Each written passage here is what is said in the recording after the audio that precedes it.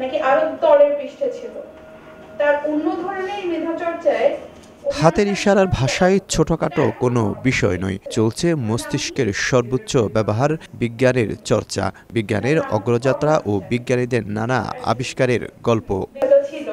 বৃহস্পতিবার সকালে চট্টগ্রামে প্রতিবন্ধী শিক্ষার্থীদের নিয়ে হয়ে গেল বিজ্ঞান শিক্ষায় উদ্বুদ্ধ করতে বিজ্ঞান ক্যাম্প। মূল উদ্দেশ্য স্বাভাবিক মানুষের মতো বিজ্ঞানের অগ্রযাত্রায় পিছিয়ে পড়া প্রতিবন্ধীদের শামিল করা। চট্টগ্রাম প্রেস ক্লাবের সুলতানা কামাল মিলনায়তনে ক্যাম্পে অংশ নেন কয়েকশো নানা স্কুল, কলেজ ও বিশ্ববিদ্যালয়ের শিক্ষার্থীরা। ক্যাম্পে উঠে আসে মানুষ ও প্রকৃতির সাথে বিজ্ঞানের সম্পর্ক, বিজ্ঞানীদের নানা প্রতিকূলতা ও আবিষ্কার।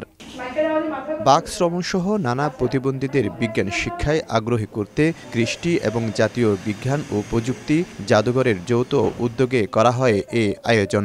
আলবার্ট আইনস্টাইন ও টমাস আলভা এডিসনের মতো বিশ্ববিখ্যাত বিজ্ঞানীদের নানা প্রতিবন্ধকতার কথাও উঠে আসে এই ক্যাম্পে। ব্রাইট লক টেকনোলজি সাধারণ পাউডারের তুলনায় দেয় দ্বিগুণ উজ্জ্বলতা, রিন অ্যাডভান্সড দেয় দ্বিগুণ উজ্জ্বলতা। কথার মাধ্যমে দেশি প্রতিবন্ধী শিক্ষার্থীদের বোঝানোর চেষ্টা করছি। তাদের সাথে অবশ্যই একটা মুক্ত আলোচনা হবে। তাদের যদি দেশি প্রতিবন্ধী শিক্ষার্থী হোক এবং শ্রবণ প্রতিবন্ধী শিক্ষার্থী হোক বা যে কোনো ধরনের প্রতিবন্ধীতে থাকুক না কেন, যদি বিজ্ঞান চর্চায় আপনাদের ইচ্ছা থাকে, যে কোনো শিক্ষার্থী আসলে পারবে, জাস্ট চেষ্টাটা করতে হবে। আমরা এইটা তাদের কাছে এস্টাবলিশ করতে চাচ্ছি যে মস্তিষ্ক সবচেয়ে বড় জায়গা এবং সেটাই মানুষের সবচেয়ে বড় শক্তির জায়গা, এবং সেটা যেহেতু আমাদের আছে অথবা আমরাও পারবো। এখানে আমরা টমাস আলভা এডিসন নিয়ে আলাপ করেছি, যিনি বিদ্যুৎ আবিষ্কার করেছেন। তিনি কিন্তু একজন শ্রবণ প্রতিবন্ধী মানুষ ছিলেন। তো এরকম আমরা বড় বড় বিজ্ঞানীদের মধ্যেও দেখবো যারা অলরেডি সমাজে এস্টাবলিশ, আমরা তাদেরকে চিনি, তারাও কিন্তু নানা ধরনের প্রতিবন্ধকতা তাদের মধ্যে ছিল, কিন্তু সেগুলো তারা ওভারকাম করেছে এবং বিজ্ঞান চর্চা করে গেছে।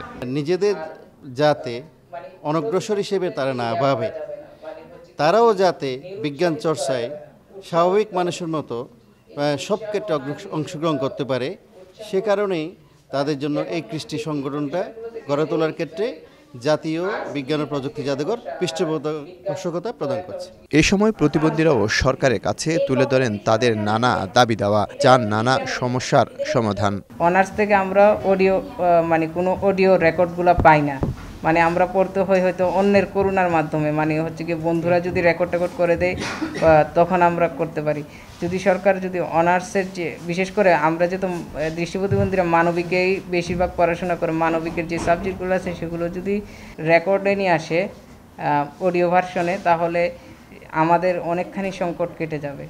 সরকার যদি তাদের জন্য বিজ্ঞানের বিভিন্ন বিষয়ে উপকরণ নতুনভাবে তৈরি করে এবং তাদেরকে যদি নিয়মিত ওই যে প্রশিক্ষণ দেওয়ায়, তাহলে আমার মনে হয় তারাও অন্যান্য মানুষের মতো বিজ্ঞান বিষয়ে আগ্রহ।